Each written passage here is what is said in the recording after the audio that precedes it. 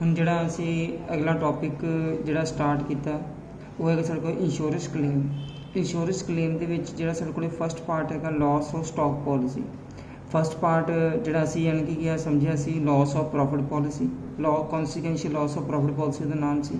ਉਹ 'ਚ insurance company ਸਾਨੂੰ ਪ੍ਰੋਫਿਟ ਦਾ ਕਲੇਮ ਕੀ ਕਰਦੀ ਹੈਗੀ, ਪੇ ਕਰਦੀ ਹੈ। ਜਿਹੜਾ ਇਹ ਟੌਪਿਕ ਹੈ, ਇਸ ਟੌਪਿਕ ਦੇ ਵਿੱਚ ਅਸੀਂ ਆਪਣੇ ਸਟਾਕ ਦੀ ਜਿਹਦੇ ਨਾਲ ਅਸੀਂ ਡੀਲ ਕਰਦੇ ਪਏ ਹਾਂ, ਅਸੀਂ ਉਹਦੀ ਇੰਸ਼ੋਰੈਂਸ ਕਰਵਾ ਕੇ ਰੱਖੀ ਹੁੰਦੀ ਹੈ। ਇੰਸ਼ੋਰੈਂਸ ਕੰਪਨੀ ਫਿਰ ਸਾਨੂੰ ਉਹਦਾ ਕਲੇਮ ਕੀ ਕਰਦੀ ਹੈ ਕਿ ਪਾਸ ਕਰਦੀ ਹੈ ਜੇ ਕੋਈ ਵੀ ਮਿਸ ਹੈਪਨਿੰਗ ਹੁੰਦੀ ਹੈ, ਫਾਇਰ, ਡਿਸਟਰੋਏ ਜਾਂ ਥੈਫਟ, ਕੋਈ ਵੀ ਚੀਜ਼ ਹੁੰਦੀ ਹੈ। ਹੁਣ ਜਿਹੜਾ ਪਹਿਲਾ ਪਾਰਟ ਸੀ ਉਹਦੇ ਵਿੱਚ ਸਾਨੂੰ ਪ੍ਰੋਫਿਟ ਦਾ ਕਲੇਮ ਦਿੱਤਾ ਜਾਂਦਾ ਸੀ। ਇਸ ਪਾਰਟ ਦੇ ਵਿੱਚ ਸਾਨੂੰ ਸਟਾਕ ਦੀ ਯਾਨੀ ਕਿ ਇੰਸ਼ੋਰੈਂਸ ਕੀਤੀ ਜਾਂਦੀ ਸੀ, ਸਟਾਕ ਦਾ ਕਲੇਮ ਕੀ ਕੀਤਾ ਜਾਂਦਾ, ਪੇ ਕੀਤਾ ਜਾਂਦਾ। ਹੁਣ ਇਹਦੇ ਵਿੱਚ ਦੋ ਅਕਾਊਂਟ ਪ੍ਰਿਪੇਅਰ ਕੀਤੇ ਜਾਂਦੇ ਆ। ਉਹ ਕਿਉਂ ਕੀਤੇ ਜਾਂਦੇ ਆ? ਕਿਉਂਕਿ ਜਿਸ ਦਿਨ ਫਾਇਰ ਅਕਰ ਹੋਈ ਆ ਉਸ ਦਿਨ ਸਾਨੂੰ ਇਹ ਤਾਂ ਪਤਾ ਨਹੀਂ ਸਾਡੇ ਕੋਲ ਕਿੰਨੇ ਦਾ ਸਟਾਕ ਪਿਆ ਸੀ। ਕਿਉਂਕਿ ਯਾਨੀ ਕਿ ਫਾਇਰ ਜਿਹੜੀ ਲੱਗਦੀ ਆ ਉਹ ਐਟ ਏ ਟਾਈਮ ਯਾਨੀ ਕਿ ਲੱਗਦੀ ਆ। ਹੁਣ ਸਾਨੂੰ ਕੀ ਪਤਾ ਯਾਨੀ ਕਿ ਅੱਜ ਬਿਜ਼ਨਸ 'ਤੇ ਫਾਇਰ ਲੱਗਣੀ ਹੈ, ਡਿਸਟਰੋਏ ਹੋਣਾ ਜਾਂ ਥੈਫਟ ਹੋਣਾ, ਕਿਉਂਕਿ ਬਿਜ਼ਨਸ 'ਚ ਬੜਾ ਸਮਾਨ ਆਉਂਦਾ ਪਿਆ ਜਾਂਦਾ ਪਿਆ, ਰੋਜ਼ ਦੀ ਰੋਜ਼ ਬੜੀਆਂ ਟ੍ਰਾਂਜੈਕਸ਼ਨਸ ਹੁੰਦੀਆਂ ਪਈਆਂ। ਹੁਣ ਉਹ ਚੀਜ਼ ਨੂੰ ਫਾਈਂਡ ਆਊਟ ਕਰਨਾ, ਹੁਣ ਸਾਨੂੰ ਪਤਾ ਨਹੀਂ ਐਕਚੁਅਲ ਦੇ ਵਿੱਚ ਸਟਾਕ ਕਿੰਨਾ ਪਿਆ ਸੀਗਾ। ਇੰਸ਼ੋਰੈਂਸ ਕੰਪਨੀ ਕਹਿੰਦੀ ਤੁਸੀਂ ਸਾਨੂੰ ਦੱਸੋ ਵੀ ਯਾਨੀ ਕਿ ਕਿੰਨਾ ਸਟਾਕ ਤੁਹਾਡਾ ਡਿਸਟਰੋਏ ਹੋਇਆ। ਉਹ ਚੀਜ਼ ਨੂੰ ਜੇ ਫਾਈਂਡ ਆਊਟ ਕਰਨਾ ਤਾਂ ਉਹਦੇ ਵਾਸਤੇ ਸਾਨੂੰ ਦੋ ਅਕਾਊਂਟ ਬਣਾਉਣੇ ਪੈਣਗੇ। ਇੱਕ ਹੁੰਦਾ ਟ੍ਰੇਡਿੰਗ ਅਕਾਊਂਟ ਅਤੇ ਇੱਕ ਹੁੰਦਾ ਵਾ memorandum trading account. Trading account ਅਤੇ ਮੈਮੋਰੰਡਮ ਟ੍ਰੇਡਿੰਗ ਅਕਾਊਂਟ ਦੇ ਵਿੱਚ ਕੀ ਫਰਕ ਹੈ? ਟ੍ਰੇਡਿੰਗ ਅਕਾਊਂਟ ਹੁੰਦਾ ਵਾ ਪ੍ਰੀਵੀਅਸ ਈਅਰ ਫਾਈਨੈਂਸ਼ੀਅਲ ਈਅਰ ਦਾ, ਪਿਛਲੇ ਸਾਲ ਦੇ ਫਾਈਨੈਂਸ਼ੀਅਲ ਈਅਰ ਦਾ ਯਾਨੀ ਕਿ ਬਣਦਾ ਵਾ ਸਾਡੇ ਕੋਲ। ਅਤੇ ਜਿਹੜਾ ਮੈਮੋਰੰਡਮ ਟ੍ਰੇਡਿੰਗ ਅਕਾਊਂਟ ਆ, ਜਿਸ ਸਾਲ ਫਾਇਰ ਅਕਰ ਹੋਈ ਆ ਉੱਥੋਂ ਤੱਕ ਦਾ ਯਾਨੀ ਕਿ ਮੈਮੋਰੰਡਮ ਟ੍ਰੇਡਿੰਗ ਅਕਾਊਂਟ ਬਣੇਗਾ। ਇਹ ਪਿਛਲੇ ਸਾਲ ਦੀ ਸਾਨੂੰ ਲੋੜ ਕਿਉਂ ਹੈ ਉਹ ਤੁਹਾਨੂੰ ਅੱਗੇ ਜਾ ਕੇ ਹੌਲੀ ਹੌਲੀ ਸਟੈਪ ਬਾਈ ਸਟੈਪ ਮੈਂ ਦੱਸਦਾ ਵੀ ਉਹ ਟ੍ਰੇਡਿੰਗ ਅਕਾਊਂਟ ਕਿਉਂ ਕੈਲਕੂਲੇਟ ਕੀਤਾ ਜਾਂਦਾ। ਪਹਿਲਾਂ ਟ੍ਰੇਡਿੰਗ ਅਕਾਊਂਟ ਤੁਸੀਂ +1 ਤੋਂ ਕਰਦੇ ਆ ਰਹੇ ਹੋ। ਫਾਈਨਲ ਅਕਾਊਂਟਸ ਦੇ ਵਿੱਚ ਯਾਨੀ ਕਿ ਜੋ trading account and P&L account ਬਣਦਾ, ਟ੍ਰੇਡਿੰਗ ਅਕਾਊਂਟ ਜੋ ਹੈ ਉਹੀ ਹੈ, ਪਰ ਫਿਰ ਵੀ ਮੈਂ ਯਾਨੀ ਕਿ ਪੂਰੀ ਇਨਫੋਰਮੇਸ਼ਨ ਲਿਖ ਦੇਣਾ। ਟੂ ਓਪਨਿੰਗ ਸਟਾਕ, ਟੂ ਪਰਚੇਜ਼ਿਸ, ਜਿਹਦੇ ਵਿੱਚੋਂ ਅਸੀਂ ਤਿੰਨ ਚੀਜ਼ਾਂ ਮਾਈਨਸ ਕਰਨੀ ਹੁੰਦੀਆਂ। ਇੱਕ ਹੁੰਦੀ ਹੈ ਪਰਚੇਜ਼ ਰਿਟਰਨ, ਇੱਕ ਹੁੰਦੀ ਹੈ goods distributed as a free sample, ਅਤੇ ਇੱਕ ਅਸੀਂ ਮਾਈਨਸ ਕਰਨਾ ਹੁੰਦਾ ਪਰਸਨਲ ਯੂਜ਼, ਜਿਨ੍ਹਾਂ ਨੂੰ ਅਸੀਂ ਡਰਾਇੰਗਸ ਕਹਿ ਦਿੰਦੇ ਹਾਂ। ਠੀਕ ਹੈ ਜੀ, ਇਹ ਤਿੰਨੋਂ ਪਰਚੇਜ਼ਿਸ ਦੇ ਵਿੱਚੋਂ ਚੀਜ਼ਾਂ ਕੀ ਕਰਨੀਆਂ ਨੇ, ਮਾਈਨਸ ਕਰਨੀਆਂ ਨੇ। ਉਸ ਤੋਂ ਬਾਅਦ ਫਿਰ ਸਾਡੇ ਕੋਲ ਕੀ ਹੈਗਾ, ਬਾਏ ਸੇਲ ਦੇ ਵਿੱਚੋਂ ਸੇਲ ਰਿਟਰਨ ਮਾਈਨਸ ਕਰ ਦੇਣੀ ਹੈ। ਇੱਕ ਸੇਲ ਔਨ ਅਪਰੂਵਲ ਬੇਸਿਸ, ਉਹ ਵੀ ਅਸੀਂ ਕੀ ਕਰ ਦੇਣੀ ਆ, ਮਾਈਨਸ ਕਰ ਦੇਣੀ ਆ। ਇਹ ਮੈਂ ਸਾਰੇ ਦੱਸਦਾ ਕਿਹੜੇ ਸਟੈਪਸ, ਕੀ ਚੀਜ਼ਾਂ ਨੇ ਇਹ ਸਾਰੀਆਂ ਸਟੈਪ ਬਾਈ ਸਟੈਪ। ਉਸ ਤੋਂ ਬਾਅਦ ਬਾਏ ਕਲੋਜ਼ਿੰਗ ਸਟਾਕ ਪਿਛਲੇ ਸਾਲ ਦਾ। ਉਸ ਤੋਂ ਬਾਅਦ ਇੱਥੇ ਟੂ ਡਾਇਰੈਕਟ ਐਕਸਪੈਂਸਿਸ ਜੇ ਕੋਈ ਗਿਵਨ ਹੈਗੇ। ਉਸ ਤੋਂ ਡਾਇਰੈਕਟ ਐਕਸਪੈਂਸਿਸ ਦੇ ਵਿੱਚ ਬੜੀਆਂ ਕੈਟਾਗਰੀਆਂ ਨੇ, fret inward, carriage inward, fret ਕੱਲਾ, ਕੈਰੇਜ ਕੱਲਾ।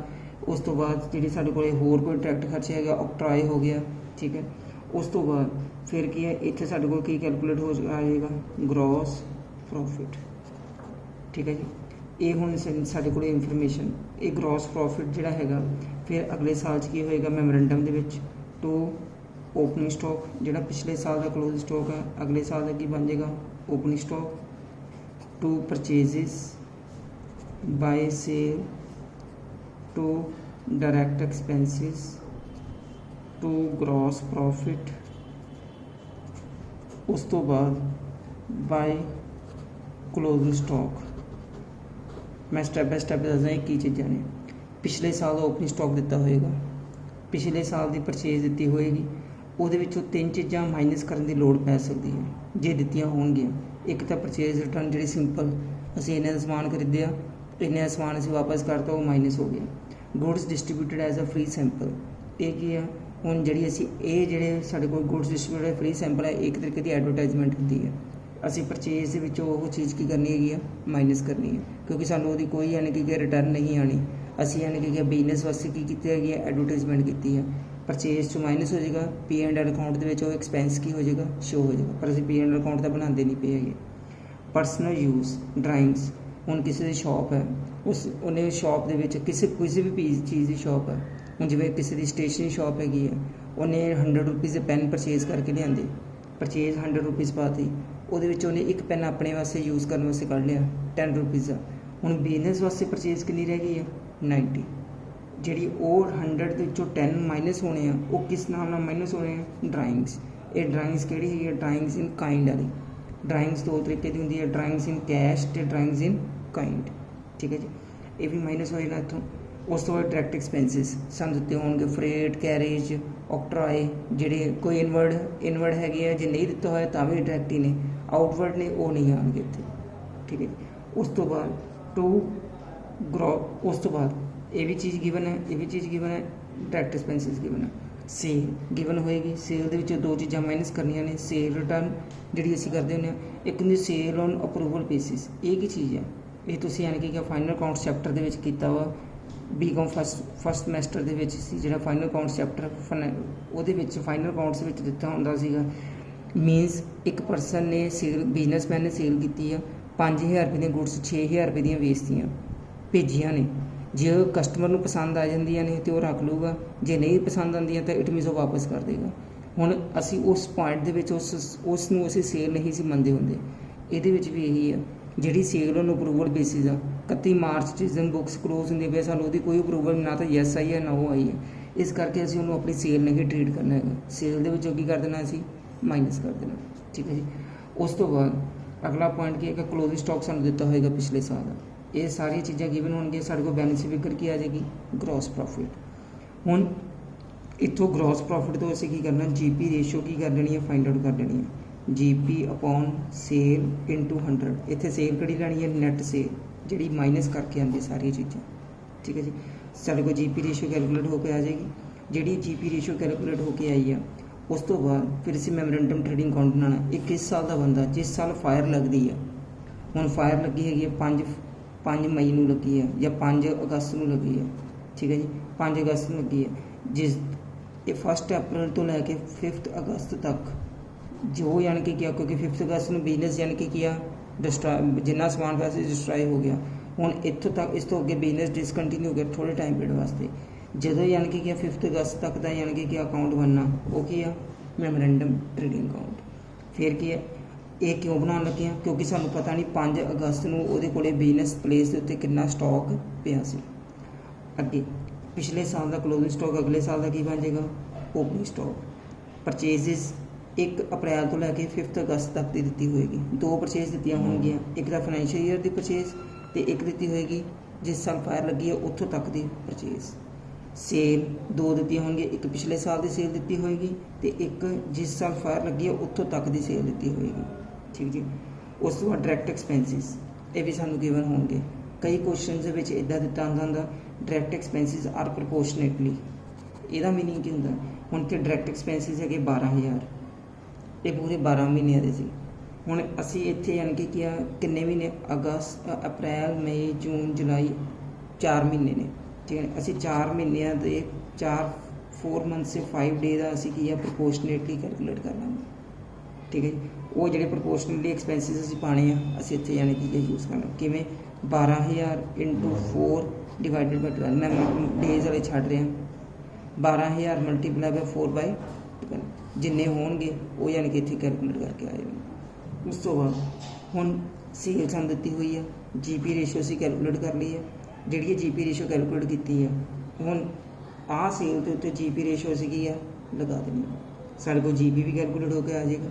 ਠੀਕ ਹੈ ਹਾਂ ਜੇ ਸਾਨੂੰ ਕੋਈ ਪਰਸੈਂਟੇਜ ਉਹਨੇ ਜੀਪੀ ਰੇਸ਼ੋ 'ਚ ਇੰਕਰੀਜ਼ ਜਾਂ ਡਿਕਰੀਜ਼ ਕਰਨ ਗਿਆ ਵਾ ਅਸੀਂ ਉਹ ਵੀ ਦੇਖ ਲਾਂਗੇ। ਠੀਕ ਹੈ ਹੁਣ ਓਪਨਿੰਗ ਸਟਾਕ ਵੀ ਪਤਾ ਲੱਗ ਗਿਆ ਪਰਚੇਜ਼ ਵੀ ਪਤਾ ਲੱਗ ਗਿਆ ਡਾਇਰੈਕਟ ਐਕਸਪੈਂਸ ਵੀ ਪਤਾ ਲੱਗ ਗਿਆ ਜੀਪੀ ਵੀ ਪਤਾ ਲੱਗ ਗਿਆ ਸੇਲ ਵੀ ਪਤਾ ਲੱਗ ਗਈ।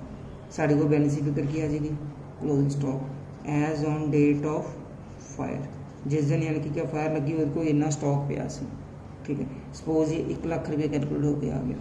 ਫਿਰ ਅਸੀਂ ਕੀ ਕਰਨਾ ਵਾ stock closing stock on as on date of fire ਇਹ ਸਾਡੇ ਕੋਲ 1 ਲੱਖ ਰੁਪਏ ਆ ਗਿਆ। ਇਹਦੇ ਵਿੱਚੋਂ ਅਸੀਂ ਸਾਲ ਵਿੱਚ ਕੀ ਹੈ ਜਿੰਨਾ ਦਾ ਸਟਾਕ ਨੇ ਯਾਨੀ ਕਿ ਫਾਇਰ ਲੱਗਣ ਤੋਂ ਬਚਾ ਲਿਆ ਜਾਂ ਡਿਸਟਰੋਏ ਹੋਣ ਤੋਂ ਬਚਾ ਲਿਆ ਉਹ 10000 ਇਟ ਮੀਨਸ ਕੋਈ ਕਲੇਮ ਕਿੰਨਾ ਬਚਿਆ ਲੈਣ ਵਾਲਾ ਉਹਦਾ ਡਿਸਟਰੋਏ ਕਿੰਨਾ ਹੋਇਆ 90000 ਇਹ ਆ ਗਈ ਸਾਡੇ ਕੋਲ ਕਲੇਮ ਵੈਲਿਊ ਜਿਹੜਾ ਉਹਨੇ ਕਿਹਾ ਵੀ ਮੈਨੂੰ 90000 ਰੁਪਏ ਕਲੇਮ ਪਾਸ ਕੀਤਾ ਜਾਵੇ। ਇਸ ਤੋਂ ਬਾਅਦ ਫਿਰ ਇੰਸ਼ੋਰੈਂਸ ਕੰਪਨੀ ਕਹਿੰਦੀ ਅਸੀਂ ਇਹਦੇ ਐਵਰੇਜ ਕਲੌਜ਼ ਲਗਾਉਣਾ। ਐਵਰੇਜ ਕਲੌਜ਼ ਕਿਉਂ ਲਗਾਇਆ ਜਾਂਦਾ ਜਦੋਂ ਕਿਸੇ ਪਰਸਨ ਨੇ ਅੰਡਰ ਇੰਸ਼ੋਰੈਂਸ ਜਾਂ ਓਵਰ ਇੰਸ਼ੋਰੈਂਸ ਕਰਵਾਈ ਹੁੰਦੀ ਹੈ। क्यों? क्योंकि वो ज़्यादा इंश्योरेंस कंपनी तो ज़्यादा पैसे ना ले लवे, तो जे इंश्योरेंस कंपनी यानी कि उन्होंने घट पैसे ना पे कर दे। एक फॉर्मूला यानी कि यूज़ किया जाता 5 मार्क्स का पेपर च थियरी का क्वेश्चन भी आना होंगे एवरेज क्लॉज की है। ठीक है जी। हुण ये की है एवरेज क्लॉज के claim value multiply by amount of policy divided by closing stock as on date of fire. Minus claim value कितनी आई साढ़े को 90,000 अमाउंट ऑफ पॉलिसी जिन्ने दी उन्हें सानू क्वेश्चन दे विच दित्ती होएगी। सपोज उन्हें 75,000 की इंश्योरेंस करवाई है। ठीक है।